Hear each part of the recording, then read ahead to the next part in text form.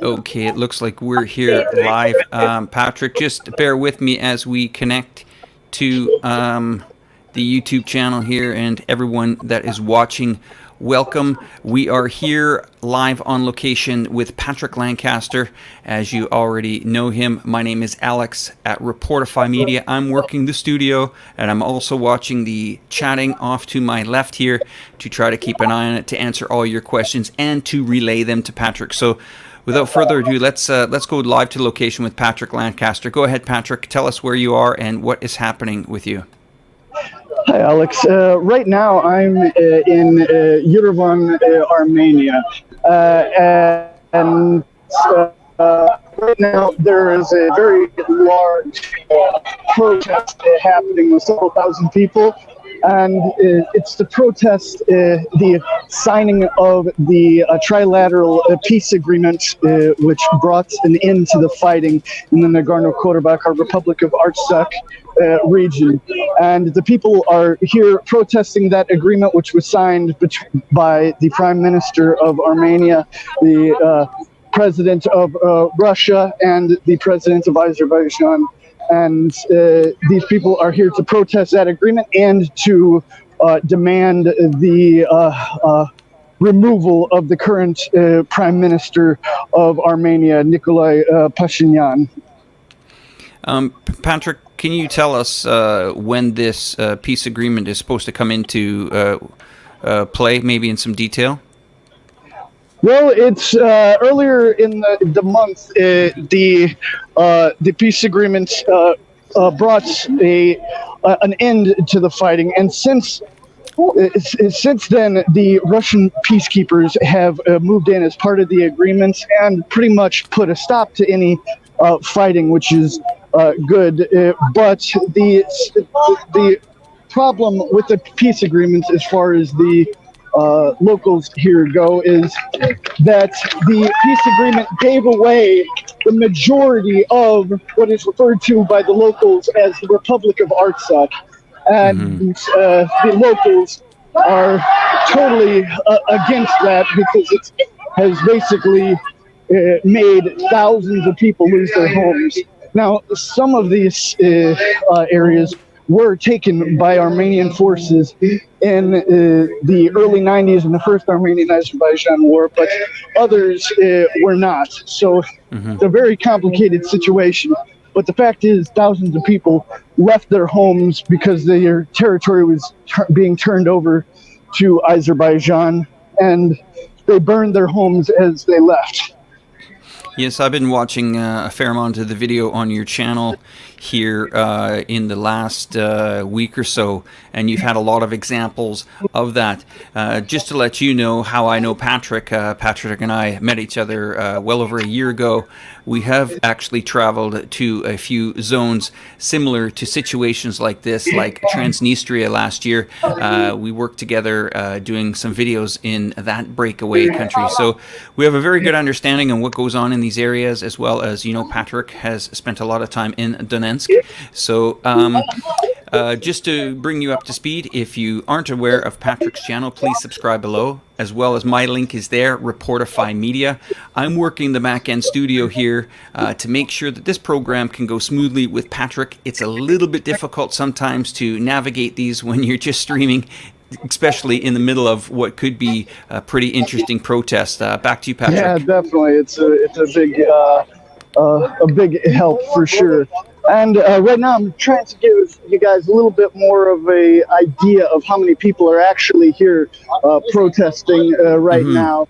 It goes all the way back across there, Wow.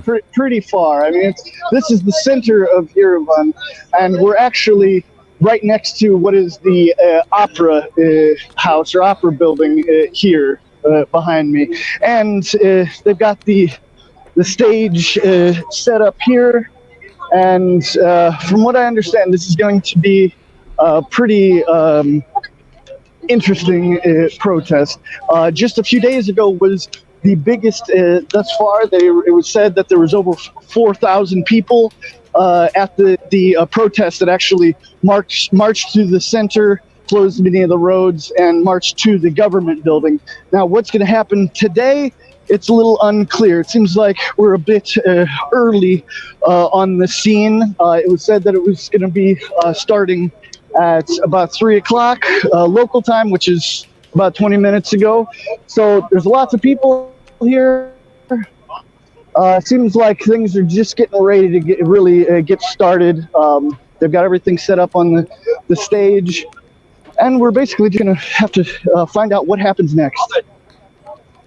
Patrick, is it possible to actually talk to anyone there? Would that be difficult right now? Maybe to ask a couple people what they're feeling. No, I think it would be pretty not too difficult. It's just a matter of finding the right people, because here I was kind of shocked when I came here, because many of the people speak both English and Russian, and of course their native Armenian language. But it was a very interesting thing coming from living in Donetsk for 6 years, where they only speak Russian. Having multiple languages here, so we can try to have a look and talk to some people about what the situation is here. Okay, so what I'm going to do is, while you're doing that, Patrick, I'm just going to pay attention here a little bit to the subscribers that are watching the show today. Everyone, if you want to have some questions for Patrick, what I can do is I can probably highlight them and bring them up on the screen. It's possible that Patrick can see them. I'll try my best to relay the questions to him. We're doing this remotely from... we're doing this remotely from Yerevan, and as well as my studio here. So if you have a question for him, just say, "Hey, Alex, can you ask Patrick the question?" I'll do my best. Excuse me. We do have the translating. We have translation on in the. Do an interview with you about the situation here. Sorry about that, guys. Okay. Thank you. Okay. All right. Well, we'll get there. We'll come back to Patrick in a moment while he's looking for some people to chat with. We do have some translation in the chat, so I can understand most of the questions. What you can do to help this channel out is give it a big thumbs up there, so we can get that algorithm going on YouTube, as well as subscribe to Patrick's channel, and as well as he is a self-funded independent journalist, completely independent and crowdfunded. His GoFundMe link is there below. So we'll just see. I'm just going to mute him while he's while he's chatting to everybody, trying to find a couple people to interview. So we are here live on location. The phone should last anywhere from 60 to 80 minutes, I think, of battery power. And let's try to keep the chat in the the side group as diplomatic as possible. And I'm going to now bring the studio back to Patrick as he's walking around. Patrick, what area of the town are you in? Hello. Do you speak English? Here we go. 1 sec.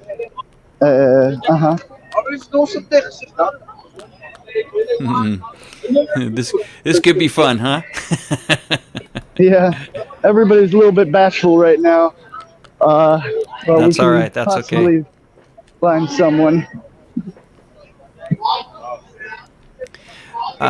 So how long have you been there now for, Patrick? What's the mood like there? Well, I've been this time actually in Yerevan for just a little under a week. But before that, I was a week back in Artsakh, or nagorno-karabakh, where the war was going on.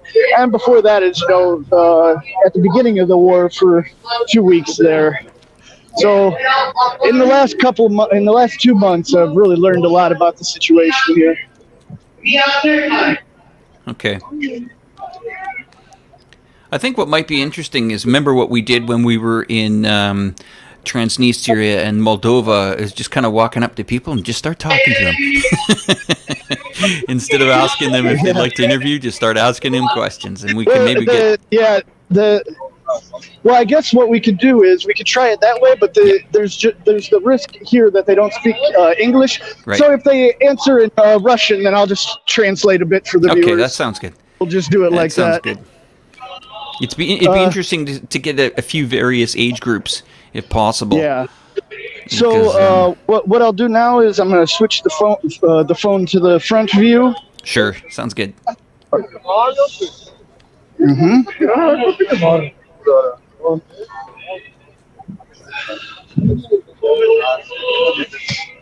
So if you're just joining us, my name's Alex from Reporterfy Media. I'm here in the back end of the studio trying to coordinate this live stream event with Patrick Lancaster, who is live on location. Можем пару слов?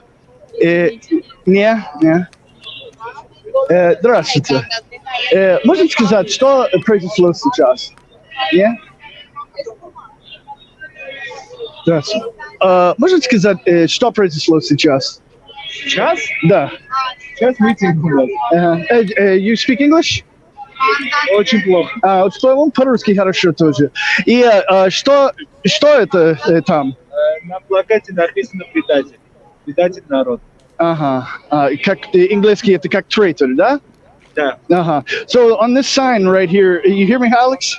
Yes, perfectly. Yeah, on this sign right here is a picture of the current Prime Minister of Armenia, and it says that he's a traitor on there. И что вас хочу сегодня? Народ хочет отставки премьер-министра. And he says the people are here to remove the Prime Minister. Right. How old is he, Patrick? How old is he? Сколько лет ви? Что? Сколько лет ви? Сколько что? Лет. Лет? Yeah. Сколько лет ви? How old are you? 28. 28 years old. 28. Okay. And you're from Yerevan? Okay. And why do you want to remove the Prime Minister? Потому что народ считает, что премьер-министр предал страну и он предал отца. Как продам, да? Да. And he says they want to remove the prime minister because the people of Armenia feel that he's sold their country, and especially sold the Republic of Artsakh. Wow. Okay. And any more questions for him, you think, or?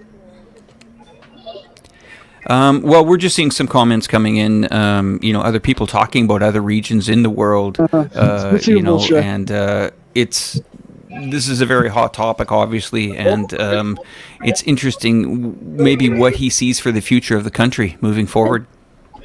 Well, we've lost him. We'll find another one here in a second. Sure.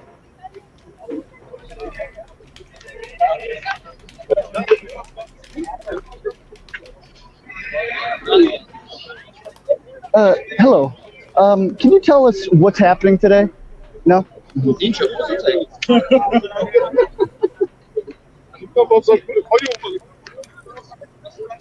Oh, somebody's got a loudspeaker there. I think they'll want to talk right there.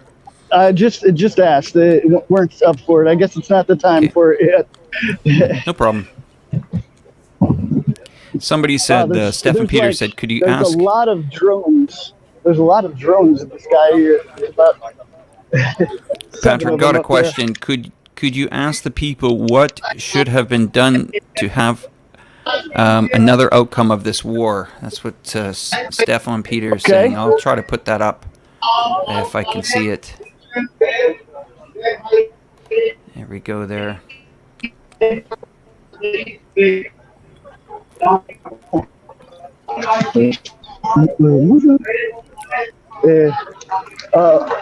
just ran into a acquaintance of mine that I met in Artsakh. Можете сказать, что это тут сегодня? This is the rally against the Prime Minister who is a traitor for his country. That's all I want. And what do you think could be? Could there have been a different outcome? What could have been done differently? We would have won this war if the government didn't.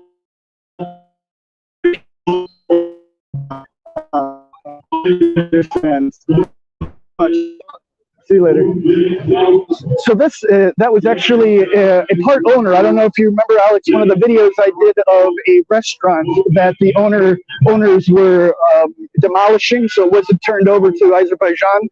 That was actually one of the owners, and he's actually been doing a hunger strike here in Armenia to remove the president, or the prime minister, excuse me.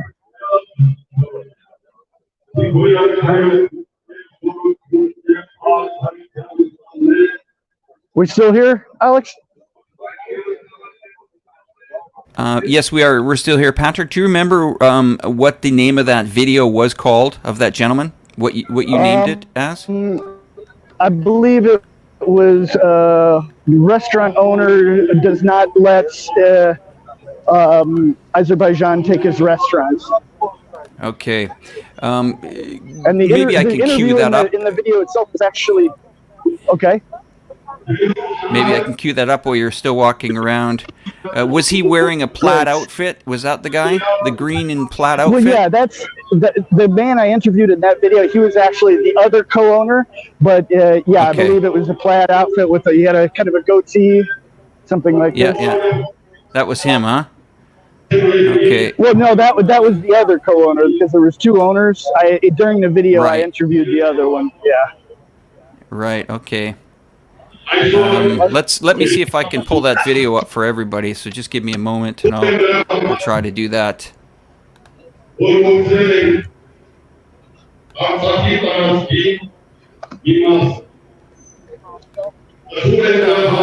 This war end in the early 90s, and this region, in just a matter of days, is going to be. This is the video Patrick's talking about. Azerbaijan, in accordance with the trilateral agreement between Russia, Armenia, and Azerbaijan, which many of the locals here view as was done without their consent, and they don't trust what is said in it, because in the agreement it says that Armenians are allowed to stay in their homes and in the regions when they're turned over to Azerbaijan.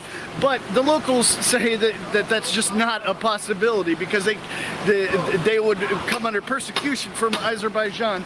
And in this region, almost all of the homes we've seen have been burned by the people leaving them because they don't want to leave their homes to the people that come from Azerbaijan and Azerbaijan government. Maybe even dug up some of their loved ones to move their graves. And now we're at this restaurant which the owners are dismantling so it does not fall into the hands of Azerbaijan. And we're going to have a talk with the owner and see what he has to say about the situation. So please like this video, subscribe to my channel if you're new, and share it across all social media, because the world needs to know what's really happening and what has happened to the people of the Republic of Artsakh, because they need help, and we only hope the best for them. So please subscribe and share. Hello. Can you please explain a little bit about yourself? I live in USA for the last 30 years, but I'm always in touch with my homeland and helping where I can, and my heart is here. So we built this place here in our land. Unfortunately, we have to demolish because we're giving up these lands according to the government. So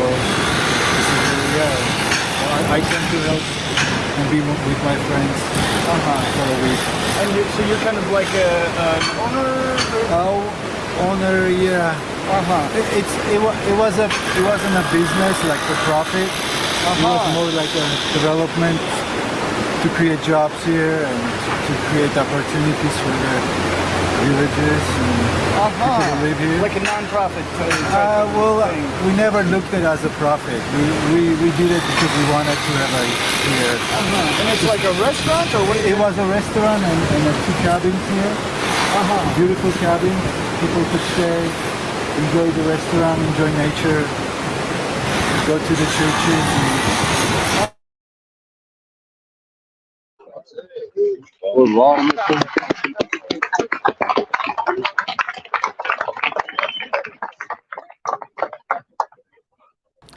Patrick, we're live back with you now. Okay, great.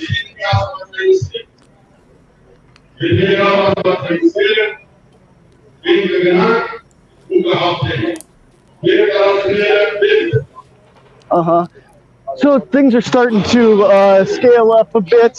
Right now there is the priest Dadvivank monastery on stage giving a speech. And basically, this monastery was hundreds of years old. And it was in part of the territory that was given to the Muslim country of Azerbaijan. This is a Christian monastery. And this Azerbaijan says that this territory has always been theirs. Well, there's these Christian churches, ancient churches all across these territories. And the priest here vowed to stay there. He wasn't able to because of some health problems, but there are other priests that stayed on the site.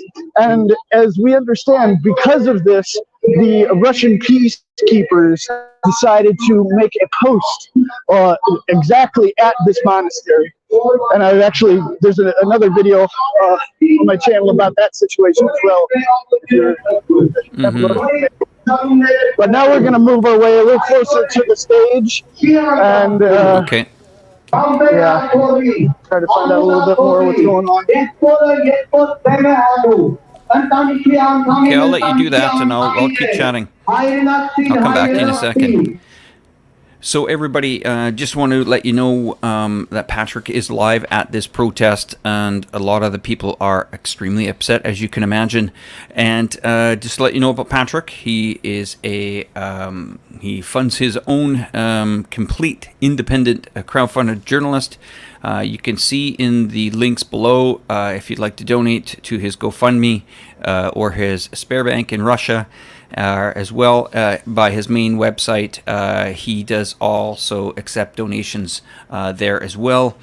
And you can also help him by subscribing to the channel as well as mine. My name is Alex. I'm at Reporterfy Media. Those links are in the side or even in below, and I'll put one into the chat here. If you guys want, please put your questions up on the screen. We'll try to answer as many of them as possible. And we'll go back to Patrick here, who looks like he's with the local media now there as well. And I will go live with him. One second. Patrick, go ahead.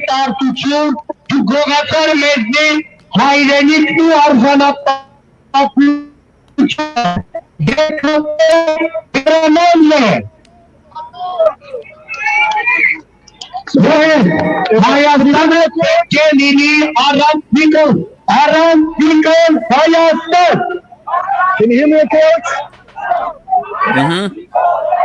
Yes, I can. Yeah, so, I hear you.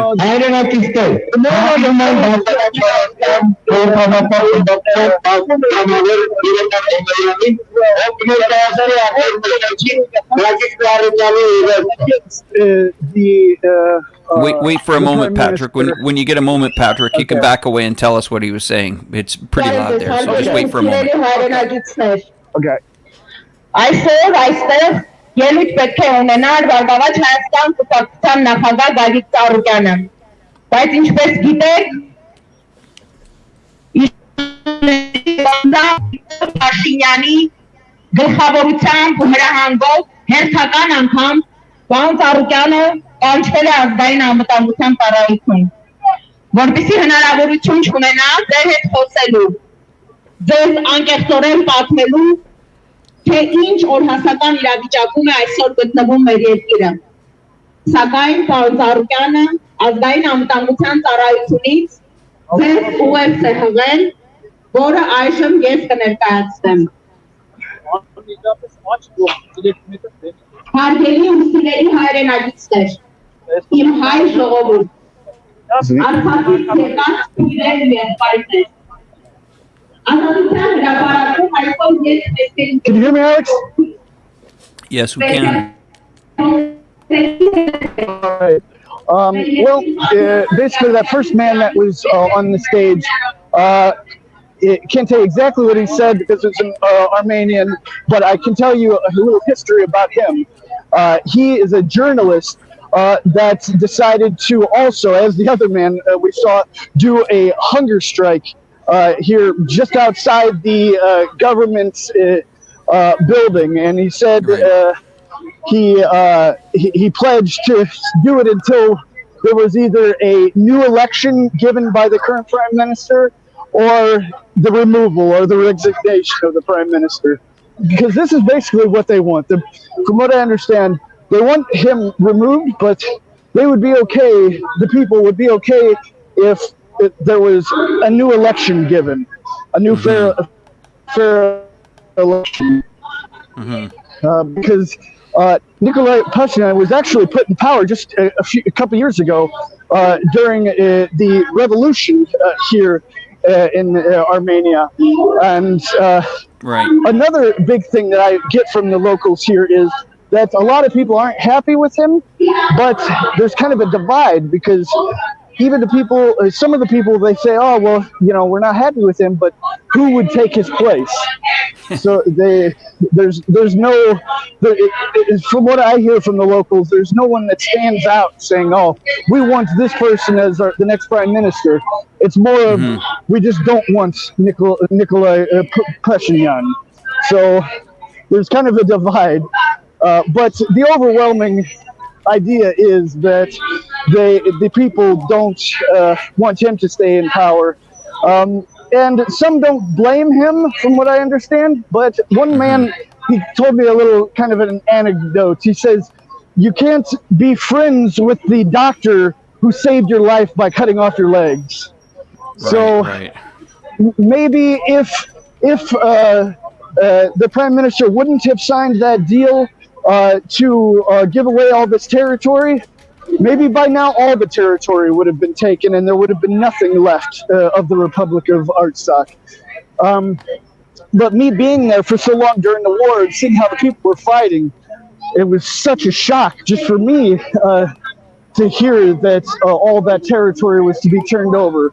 It's so many thousands of people just losing everything. And it's just a shame. Has the government offered any compensation for the people that have lost their homes and stuff like that? Well, I know the government is trying to help the people. I mean, there are refugee services,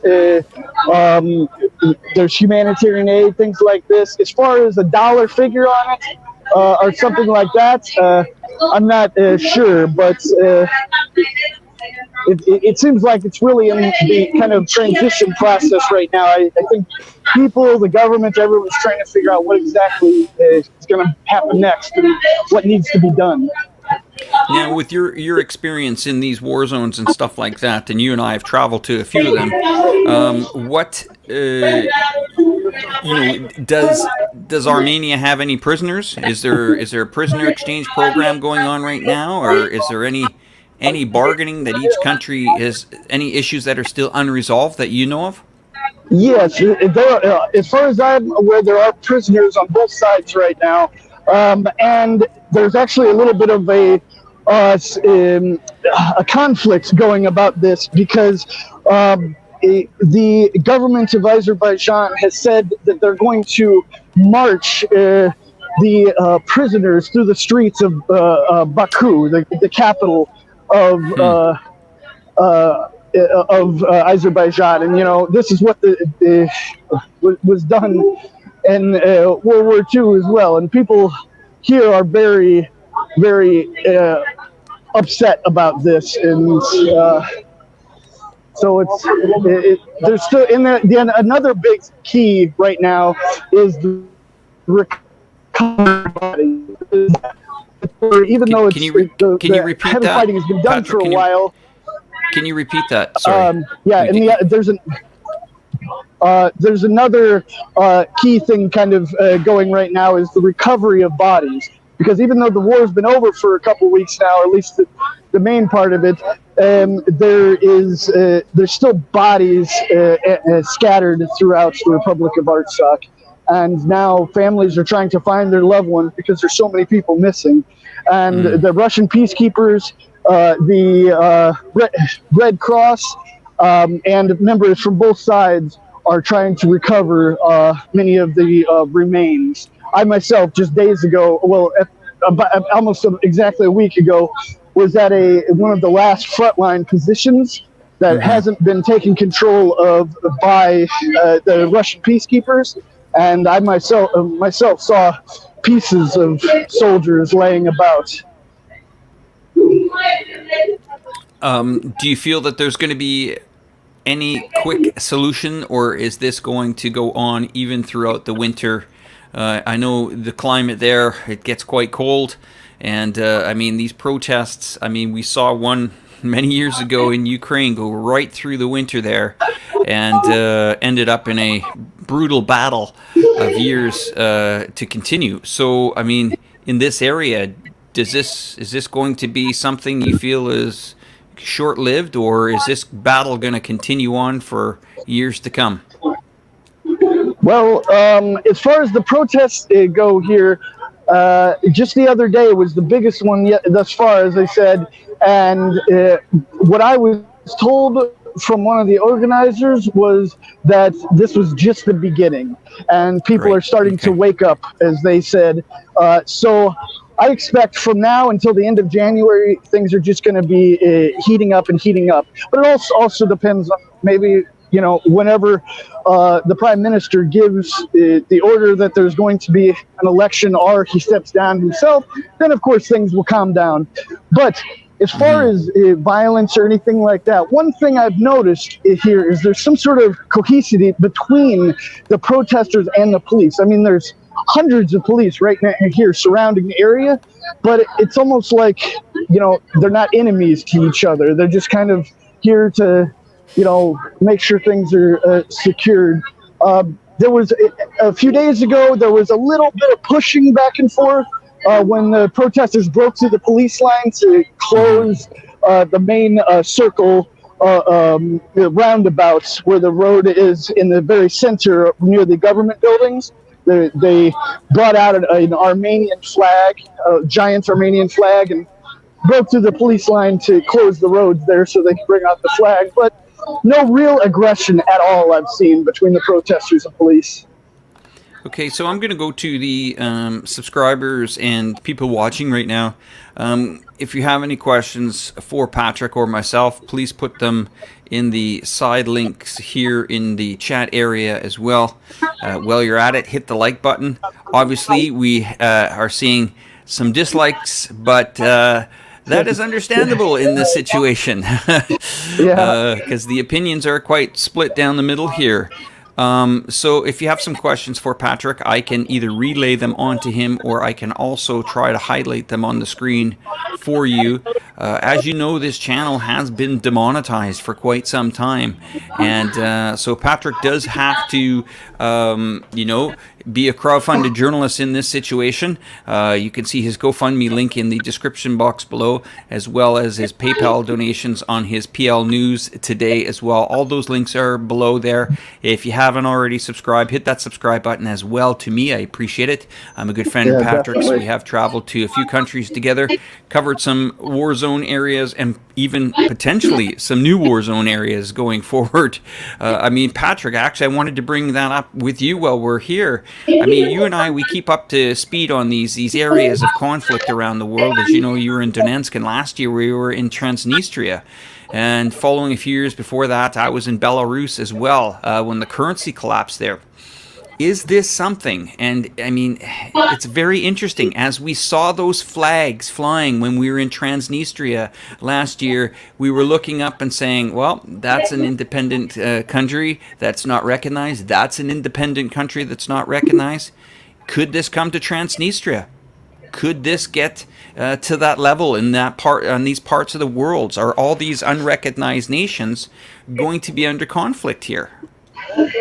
Well, I can say there is kind of a precedent that seems to be being made by this peace agreement, which, you know, as I said, it took away, I believe, somewhere between 70 and 80% of this unrecognized country and gave it to Azerbaijan. And there are, as far as Transnistria, I can't say for sure, but there is a lot of talk in the Ukraine war zone about the fact that Ukraine might try to move in on the Donetsk and Lugansk People's Republic in the aftermath of this conflict. Wow. That will be heavily battled. Yeah. So yeah, it's really, things are changing. But another area that I've kind of noticed that might have something coming soon is Kashmir. It seems to be getting a little bit of attention, and there's talk about Turkey sending some fighters. So a lot of information needs to be gathered about this, but yeah, but there's, these unrecognized countries all around the world need some help to be recognized. That's for sure. So they're not swallowed by bigger countries like just happened here. I've got a question for you, Patrick. It's from one of the viewers here today. He would really like to know which alternative to this surely bitter peace contract the people there propose. Yeah, it's hard to put a finger on it. I mean, I've been asking the people, and they kind of seem just, the idea was for the people to continue fighting. The prime minister came on the news, on the television live at the beginning of the war, and said, I will fight this to the end with you, even if it means putting my life at risk. This is what he said. And he convinced these families all to send their children. I mean, I say children, but they're from 18 years and up, all the way to 60 years. Every male that lived in the Republic of Artsakh went to war, and thousands of them died on the word of the prime minister. And then the prime minister decided not to fight till the end. And I think a lot of them realize if they would have fought to the end, it would have been hard. It possibly would have lost the capital of Republic of Artsakh, Stepanakert. But the area, Kelbajar, it's really high in the mountainous areas, and from what I've been told by military personnel, that this area was very easily defended. So even though the majority of the cities might have gotten taken, this area would not have been taken, and maybe they could have come back. But in the reality is, they were really outfought. I mean, this was a war that was fought with drones and really modern warfare. And the thing is, Armenia just didn't have that. Right. Another thing that I want to bring up, and it's not that this is coming from me, but I'm seeing this on many viewers, on many channels. People are talking about the timing of this.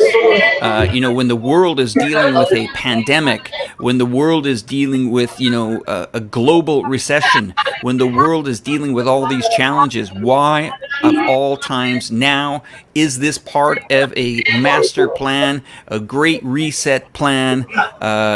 These questions are coming up more and more and more, and we're starting to see some strange things going on in the world here. A little bit of a tug of war, and I can at least say that, like, I cover a lot of Chinese cities and towns, and we lost Patrick, but we'll get him back there in a moment, guys. So as you're joining me here, I just wanted to set this out to the viewers here that what is the timing behind this? What do you think of all times for this to happen? They decided to launch all of this during a pandemic. So we got Patrick back, and Patrick, I was just chatting with the people about the timing of this. In China, China has also actually got a little bit more aggressive on the a bit of the pushback from the Americans. I don't know if you know that I'm currently following the Meng Wanzhou trial and doing reports on that, and showing that China is, for once, standing up and not backing down from that situation where one of their CFOs is under house arrest in Canada. So we're starting to see some nations stand up, and then we're also starting to see some other nations take advantage of certain situations. So is this part of a master new world order? It really gets the conspiracy theorists going here. So I'm curious to see your point on that. Well, it's kind of hard to say for sure what is integrated into another. But seems like things are maybe about to start kicking off here. people are starting Patrick, to go. I've got a question here from Sigmund. He said, you show only one side suffers. Why don't you visit Azerbaijan? Because Azerbaijan won't let people visit after they've been to Armenia, and especially after they've entered the Republic of Artsakh. And the majority of mainstream media and alternative media, for sure, hasn't been allowed in. Yes, there has been some representatives, but the level of access that Azerbaijan gave to the war was considerably smaller than the level of access that was given by Armenia Ministry of Foreign Affairs and the Republic of Artsakh Foreign Affairs. So, I mean, this is something these guys like to say is, well, why don't you show the other side? Well, you know, I'd love to, but the fact is, I get daily threats from pro-Azerbaijan people to my life and my family's life because I showed the truth of what their country has been doing to civilians. Just last night, I did a report that showed a video that was released by an Azerbaijan soldier We'll come back to Patrick torturing a Armenian civilian, torturing. And it's just ridiculous what this government has been doing to the civilians. So yeah, I'd love to report from that side, but it's not possible, and these Azerbaijanis know this. Yeah, and you know, I understand that situation is difficult, Patrick, and you know, we are getting some of that even in the sub post here that people are telling you not to actually. They're saying to come to Azerbaijan, and then now some of them are saying, don't you dare come to Azerbaijan. So I do admire your strength, and please keep your family safe there as well. You know, during these times, I know you put a lot of time and energy on the line here. I've known you for quite a while, and I admire the work that you do. We're seeing this in all parts of the world now. I mean, there's a lot of political unrest, even in your country of the United States of America. There's protests going on a daily basis there in some major towns that have gone on for months. So this just isn't he said, she said, or tit for tat. You know, when you're starting to shut down journalism, you know, and banning them from coming into the country, banning them from reporting, well, let's cut a little bit of a break here for Patrick and understand that he is not with a major mainstream media outlet. He's a crowd-funded journalist who's putting his life on the line. Hey, on a daily basis, I did a documentary on Wuhan. And you were part of that, and thank you very much for that. The Blaming Wuhan documentary I did. After I put that out, I had got so many threats and so many negative things coming from the western part of the world saying, how dare you showed what was going on and how China helped, and how dare you showed what was going on in the country and how they managed to you know, solve the problems in breakneck speed. So it's a very divided world out there. You're seeing it right now live in Yerevan there. I mean, where is the end goal here? Well, you know, unfortunately, the end goal for me is to get the truth out to the areas that are controlled by, where the mainstream media is controlled by the country's narratives. I mean, and the goal for me is to open people's eyes so they can see what's really happening in these places, and not only the half-truths or the right-out lies that their mainstream medias are giving. Like, actually, funny enough, the country that watches my reports the most on this conflict is Azerbaijan, surprisingly. So hopefully I open some of the eyes to the facts of what their government has been doing. So have you seen, you know, the safety, is there any police on location right now or anything like that? Any control in the area? Yeah, for sure. The whole perimeter is full. And you know, actually, maybe we can take a walk and show you a little bit of the let's have a look. The situation. They're pretty relaxed, so I don't think it'll be too much of an issue. But just be prepared, just in case. Okay. I saw an area where they were prepping everything, so we'll walk over to the other side here. Mm-hmm.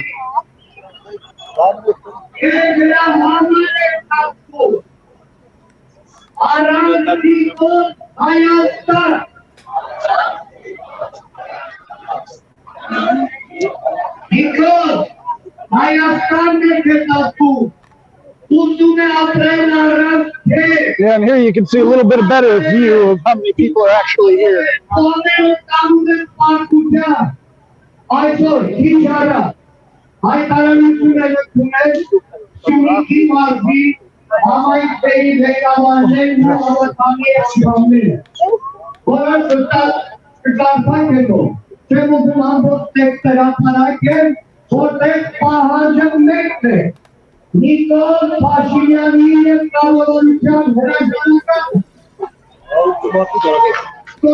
Yeah, and see, right here we've got a few that are kind of posted up here, Mm-hmm. and some other kind of, I'm not sure if they're exactly police or quasi-military or something like this. Yeah, their badges say police, but just a kind of a different type. And now we're getting more towards the epicenter of where the police are kind of posted up. There's a lot more here, as you can see in the blue camo. Just to answer, Sigmund, you're posting the same question. Pat, you're talking about Patrick only shows one side. Patrick would love to actually go over and visit Azerbaijan there, but actually they're banning reporters and independent journalists that are trying to go and spend some time in location. So if you do have a suggestion, you can email Patrick or email the channel directly, and we'll try to find a solution for that. But you must understand that he is a crowdfunded, independent, crowdfunded journalist. He doesn't have a big mainstream media backing. So, Sigmund, if you do have a solution for Patrick to go visit Azerbaijan, now is your time to drop your suggestions. We've let you state that about 10 times in the chat, so if you could move on to your next question after that. Okay, where are you now, Patrick? Right now I just kind of came off to the corner, the area here where the vehicles are for the police. As you can see, almost all of these vehicles are police vehicles. They're just kind of that they brought, but like I said, no aggression between the police or the protesters. Really, just kind of a large presence of the police themselves, but no conflicts or anything like that. Okay, well, we have 107 people viewing the live stream right now, and if you would like to see more of these live streams, please let us know in the comment section there. Other things that you'd like maybe for us to cover. The reason why I'm involved here, very good friend of Patrick's. We've been following a few wars over a few years here. We've actually met in person and had a nice travel around a couple of independent, unrecognized countries last year as well. And moving forward, we plan on meeting when this whole world figures itself out. The other thing that I want to mention is that if you have some areas or even ideas that you'd like Patrick to cover in the location that he's at, if you could please post those in the side chat, and we'll take that on board. I'm here because we have to work the back end of the studio. It's extremely difficult to live stream in a protest area. Things like losing a signal, dropping your phone, having your phone actually been taken, sound quality issues, stuff like that. So I'm doing my best here to help my good buddy Patrick out. So guys, we're going to just continue on. How many more minutes you want to keep going here, Patrick? You want to wrap it up soon, or you want to keep going for a bit? Well, I've got about 19% battery left, so as long as you're comfortable, if anybody has some more questions, we can keep it going, or we can wrap it up, because let's keep it going until you're pretty much right out of battery signal. As well, but for the time being, if you're up for it, we can kind of hang on, maybe try to talk to a couple more people.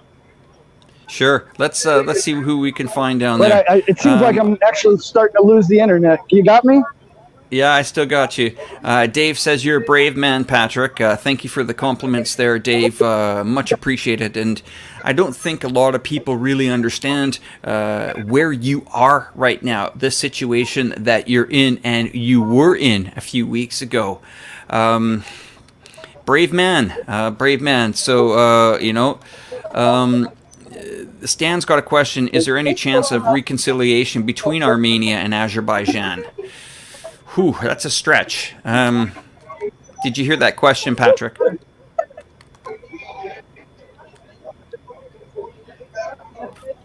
Okay, so Patrick probably didn't hear that question, but I'm actually going to put that question out to the panel here, or to the subscribers that are watching the show. Maybe you guys can comment while Patrick's figuring out his feed here. It's a very, very interesting question from Stan. Stan has asked, is there a chance of reconciliation between Armenia and Azerbaijan?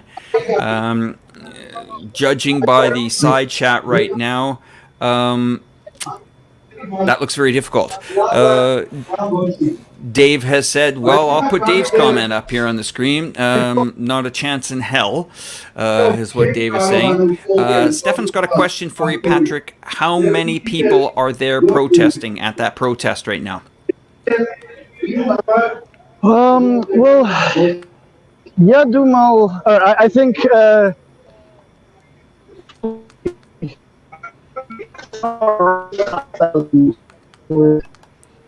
okay, well, извините, можете сказать, наверное, this думал? Well, I just asked workers, and they say it's more above 20,000. 20,000, okay. Just to let the viewers know. So it's really a lot. Okay, so we're getting anywhere from 15 to 20,000. I just want to let some of the viewers know that if you don't understand Russian and you're trying to see what everyone else is saying or other languages, if you use the Chrome browser with YouTube, you right-click on the Chrome browser and you just say translate in English, it will actually translate the chatter into English here for you, or whatever language that you want. Do you guys still hear us? I'm just going to mute him for a second here. Yeah, I'm just gonna mute Patrick. Okay. No, go ahead, Pat. So I'm just going to explain everything one more time to everybody. If you want to understand what's going on in the chat room, if you use Chrome browser, right-click anywhere on the browser and say translate the language. That way you're going to be able to stay up to date, and it's just one click and it will continue to translate it for you live while people are typing. So it actually works out. We can actually engage a few more people into this conversation. So we're going to go back with Patrick and have a chat with him. Do not forget to subscribe to my channel. I'm Reporterfy Media. The link is in the description below. Do not forget to subscribe to Patrick Lancaster's channel, as well as if you'd like to go fund him, that is greatly appreciated and very well respected. Timberwolf is asking, what about cell phones? I'm not sure if you mean about translation there, Timber, but if you could clarify that, that'd be helpful. Patrick, what I suggest to you is if some things are kicking off later, try to message me if I'm up and I have some free time. I will come into the studio, I will hook up this feed, and we will get right back at it where we left off, okay? And go and buy yourself a battery pack, huh?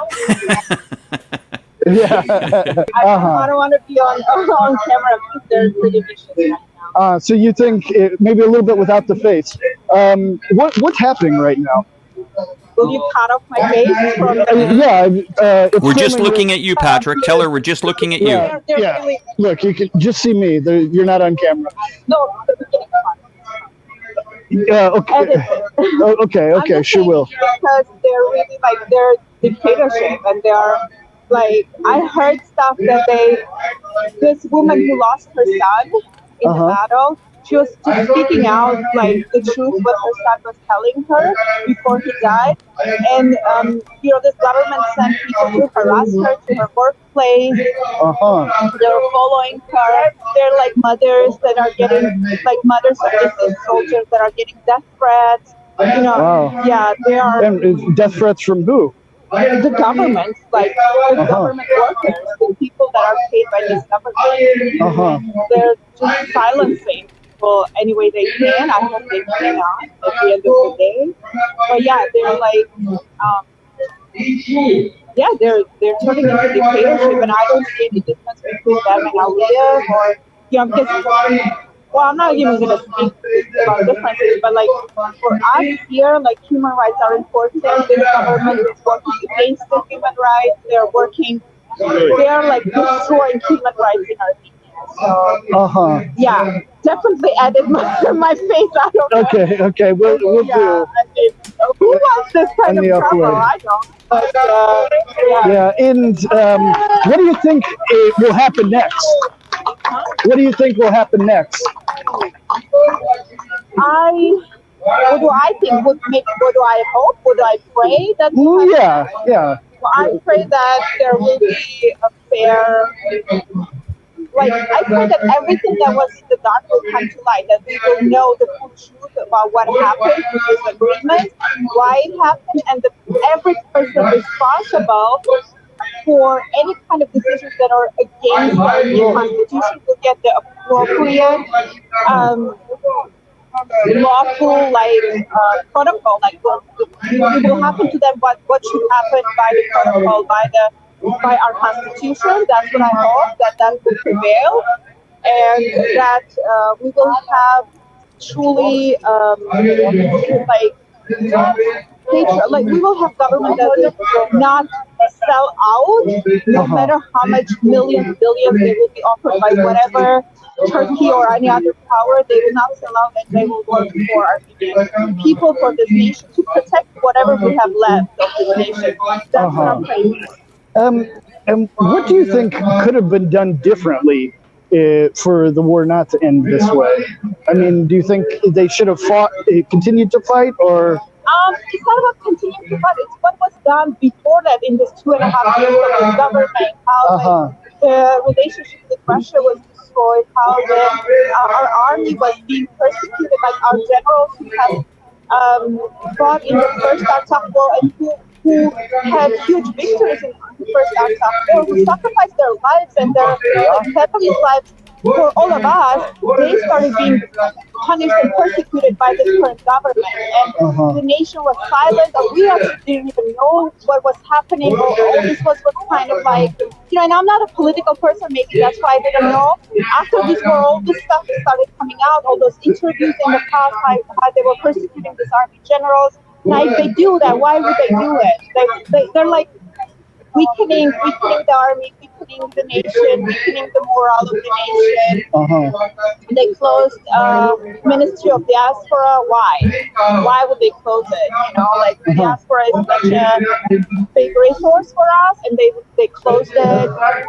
So they closed the Ministry of Education. They merged it somehow. The Ministry of Education was merged with the Ministry of Sports. Like all sorts of messed up stuff was happening. And we were just living our little lives, not knowing about it, whether here or like in diaspora. Like I wasn't involved in politics in any form, and then you realize all this stuff was happening before to weaken the nation. So it's almost like they prepared the way for us to not be able to withstand this aggression, not be able to withstand this the hit that came from the Turks.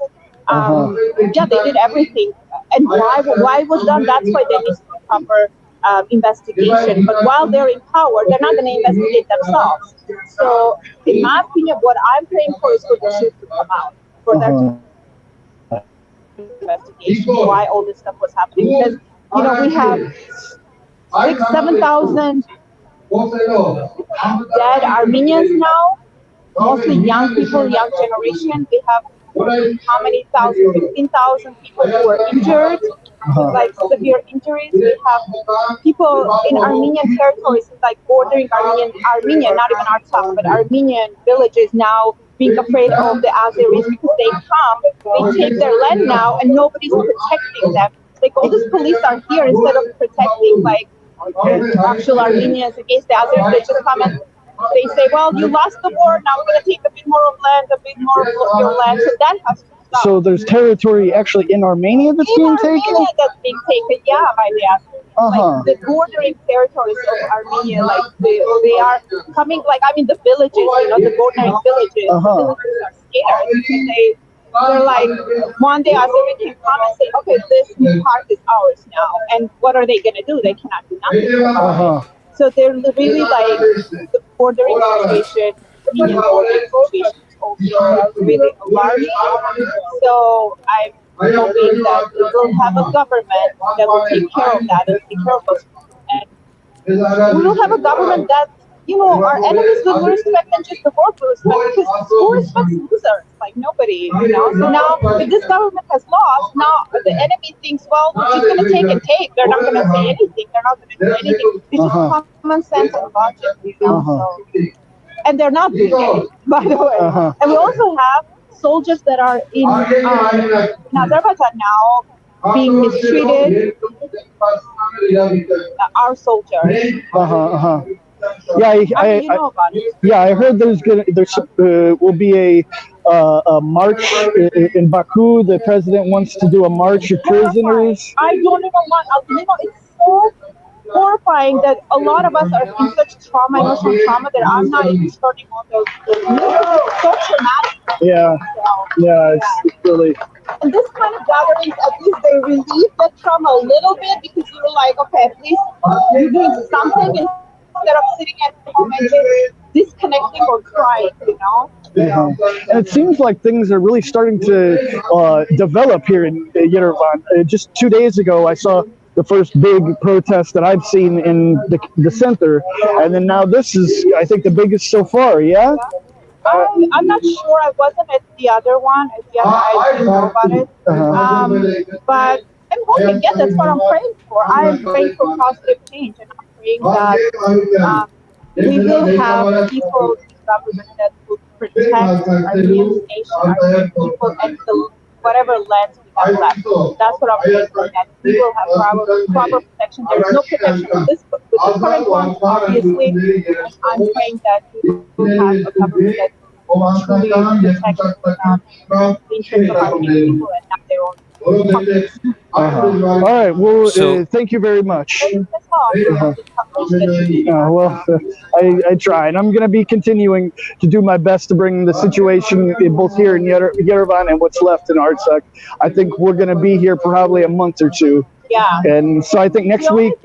I think there were a lot of conversations about, you know, not revealing things, because we do have an external enemy. So as much as we want to cover the stuff, but like I would ask that we do it with them, not to reveal things that can potentially be harmful.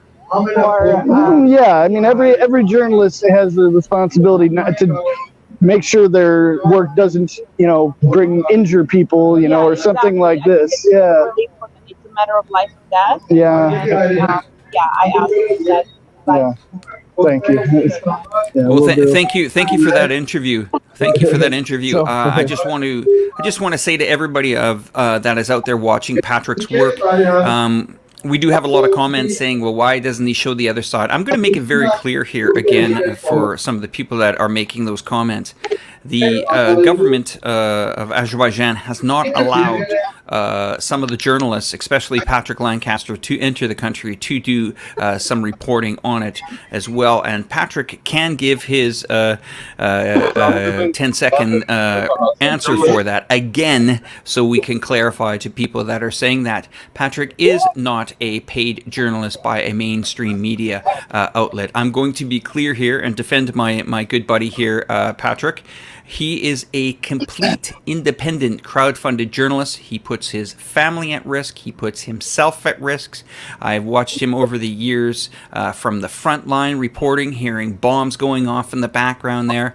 let's cut it a bit of slack here. Let's show some respect for independent journalism here in the year 2020. This is the time where we try to show as much as possible. My name is Alex. I am from Reporterfy Media. I show parts of the world that people actually don't want to see sometimes, as I spend some time in China as well to try to give, the best reporting that I can. Patrick, I just want you to clarify again to some of the viewers here that continually come and ask you, why aren't you showing the other side? I want you to, let's clear the air here again one more time. Yeah, I mean, and it's really such a multi-tier answer, because it's just not even just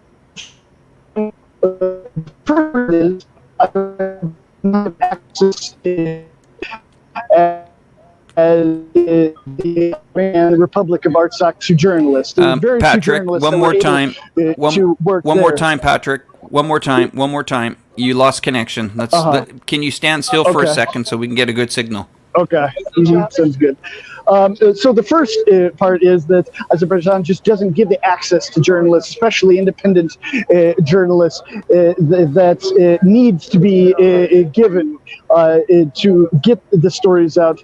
Armenia and the Republic of Artsakh was giving access to almost all journalists that I came across. I didn't see a single one that was, hello. Hello. I didn't see a single. One second.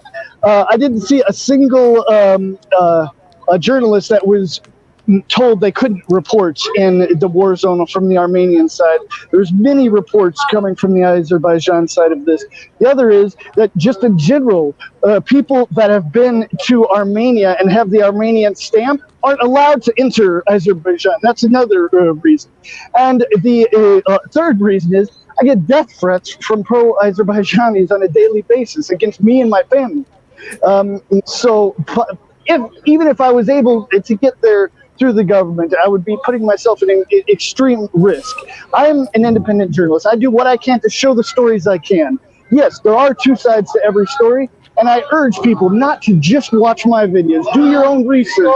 Watch from the other side and see what you can do to fully understand this story, because I can't give you all the information, but I can give you all the information that I see.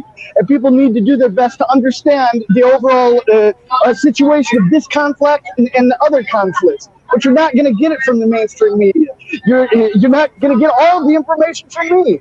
You're adults. You have to do your research to try to find out what's really happening in the world. Well, thank you for that, Patrick. So what we'll do here, Patrick, is it okay if we wrap this up here? And if things kick off a little bit later, I want you to message me so I can come back to the studio here and we can ramp this show up again. Just going to mute his background so everyone can hear us. If some things start to kick off in the area, Patrick and I are in communication with each other. I will jump into the studio chair and then line up the feed. We'll try to give you guys as much heads up as these live feeds as we can. Usually maybe 30 minutes before, or if we know something big is going on the next day, we'll try to give you a little bit of advance on that. So just understand that this is a very fluid situation. It's always moving, and Patrick and I know each other quite well, so we're in communication with it. So this is me. I'm going to be backing out of the studio here. I'm going to hand it back over to Patrick so he can say his goodbyes, but I do appreciate your support, everyone, and thank you for subscribing to both our channels. Mine is Reporterfy Media, and the other one is Patrick Lancaster. We're both here. The descriptions are below in the chat box. Thank you for all your understanding, and I just want to tell some of the people that are watching today, if you want to become a moderator of this live stream, could you message Patrick or leave a comment in the box so that we can give you the the monitoring wrench or something like that. They give you the wrench to make sure that we're keeping everybody in line, and do it with that. So I'm going to hand this back over to Patrick. Patrick's going to wind us down. Thanks everybody for joining us today. My name's Alex from Reporterfy Media, and I'm passing you back over to Patrick Lancaster. Thanks, Alex. And yes, definitely. Thank you to all the people that are supporting what we do. And yeah, and definitely, if you guys are new, head over to Alex's channel, Reporterfy Media, and subscribe and see some of his content. And of course, make sure you subscribe here on my channel if you're new, and hit like for this video, and give it a share. So, you know, we can kind of, as a team, we need to work together to show the world what's happening, and show them what they're not going to see in maybe from their country's mainstream media. So I think, as Alex said, it's time to wrap it up, and we're going to keep in the news and on what's really happening here. There's a lot of developing situations, a lot of stories that I have coming out on the channel. So subscribe, like this video, and big thanks to Alex for organizing this. No problem, Patrick. No problem, Patrick. I've also put a link down below for your GoFundMe page in the description as well, and other places people can donate to your work. Please keep your family safe, and please take care, buddy, okay? All right, thanks, Alex. All right, thanks, everybody. We appreciate your support, and please share this video, share this live stream throughout social media, okay? Take care, Patrick. Message me if we have anything exciting coming up. Thank you, guys. Take care, and goodbye.